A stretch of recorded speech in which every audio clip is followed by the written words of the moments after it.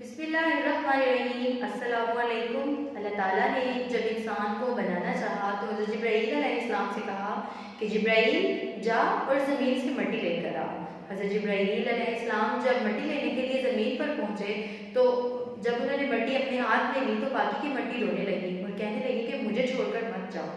हज़रत जिब्राईल अलैहिस्सलाम को मिट्टी पर तरस आ गया और वो मिट्टी को वहीं पर छोड़कर वापस आ गए। दोबारा अल्लाह ताला ने हज़रत मीकाईल अलैहिस्सलाम से कहा कि इज़राइल जाओ और ज़मीन से मिट्टी लेकर आओ। हज़रत मीकाईल अलैहिस्सलाम जब ज़मीन पर पहुँचे और मिट्टी को हाथ में लिया और लेकर जाने लगे तो मिट्टी रोने लगी और कहने लगी कि मुझे छोड़कर ना जाओ। हज़रत मीकाईल अलैहिस्सलाम को भी मिट्टी पर तरस आ गया, वो भी मिट्टी को छोड़कर चले गए।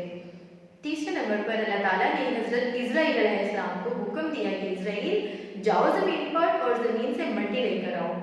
हज़रत इज़राइल अलैहिस्सलाम जब ज़मीन पर पहुँचे तो उन्होंने मिट्टी अपने हाथ में भरी तो लेकर जब जाने लगे तो मिट्टी रोने लगी और कहने लगी, बाकी की मिट्टी कहने लगी कि मुझे छोड़कर ना जाओ। हज़रत इज़राइल अलैहिस्सलाम ने फरमाया कि मैं तेरा रोना देखूं कि अल्लाह ताला का हुक्म देखूं, मैं तेरा रोना देखूं कि अल्लाह ताला का हुक्म देखूं। वो मिट्टी को ले गए और जब अल्लाह ताला के हुज़ूर जाकर उन्होंने वो मिट्टी पेश की तो अल्लाह ताला फरमान लगे कि ऐ इज़राइल, जान निकालने की जिम्मेदारी भी तुम्हारी है, जान निकालने की ड्यूटी भी तुम्हारी है। इसी तरह जब मैं आपको हुक्म दूं तो तुम मिट्टी को ले आना, अगर बाकी की मिट्टी रोती है तो उसे रोने दो, क्योंकि मेरे हुक्म में कोई गुंजाइश नहीं, वापसी की कोई गुंजाइश नहीं।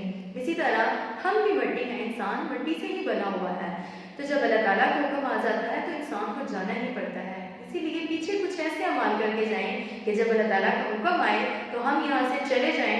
हम तो इस दुनिया से चले जाएं लेकिन पीछे हम अपने ऐसे अमाल छोड़ जाएं, अपना ऐसा इखलाक छोड़ जाएं कि लोग हमारी मिसालें दें और हमारा जो सदका है वो हमारे पीछे हमारे लिए हमारी खैर बन जाए।